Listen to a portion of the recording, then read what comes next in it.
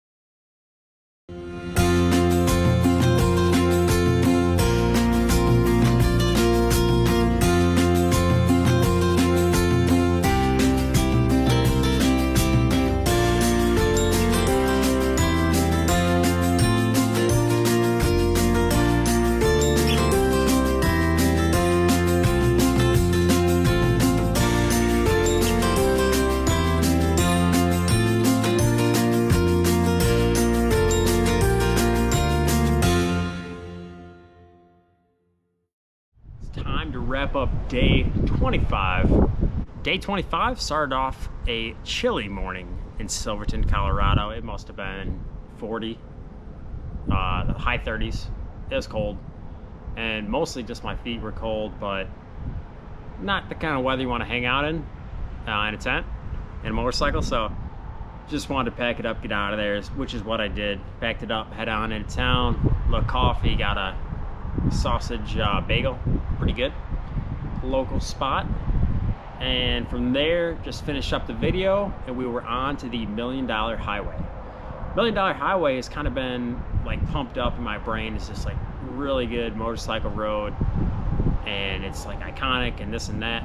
And I rode it.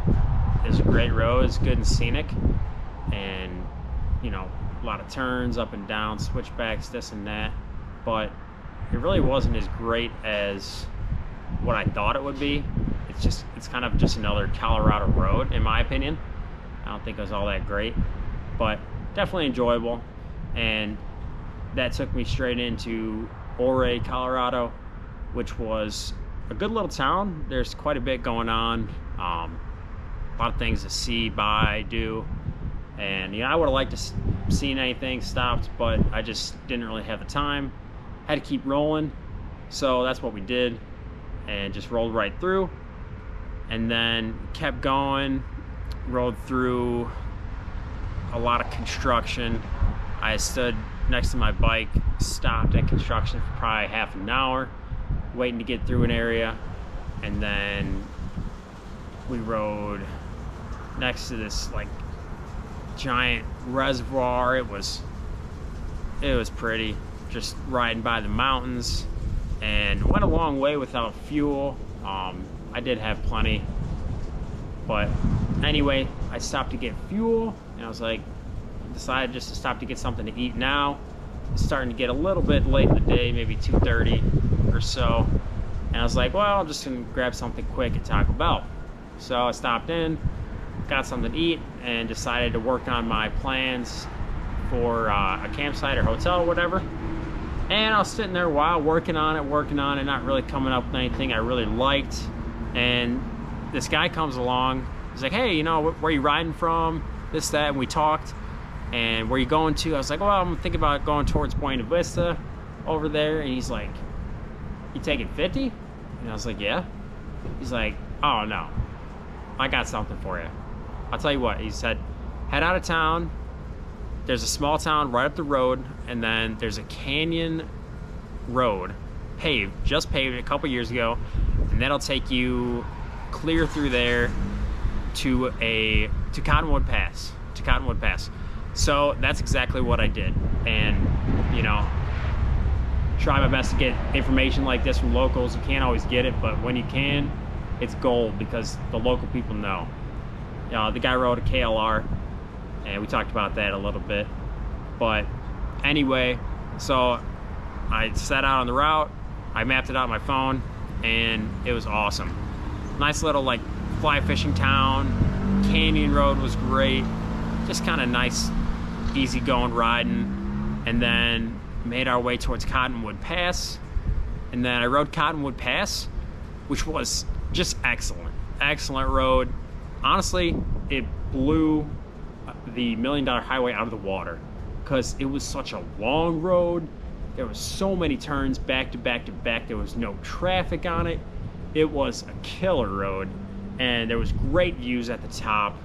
I think it was something like 10,000 feet up. I rode it down, and $1 Million Highway is great, but if you haven't rode Cottonwood Pass, you're sleeping. I mean, it was, and I would have missed it had I not bumped into some random guy at Taco Bell. That's what I love about this trip, meeting people. I've met so many great people that have helped me along the way, just nice people to talk to, and it's been a killer ride because of people like that guy. Anyway, I rode that, still didn't have plans for somewhere to stay. I said, I'm just gonna look along the way, and I'm looking, and just nothing stood out to me. I stopped at the Loves.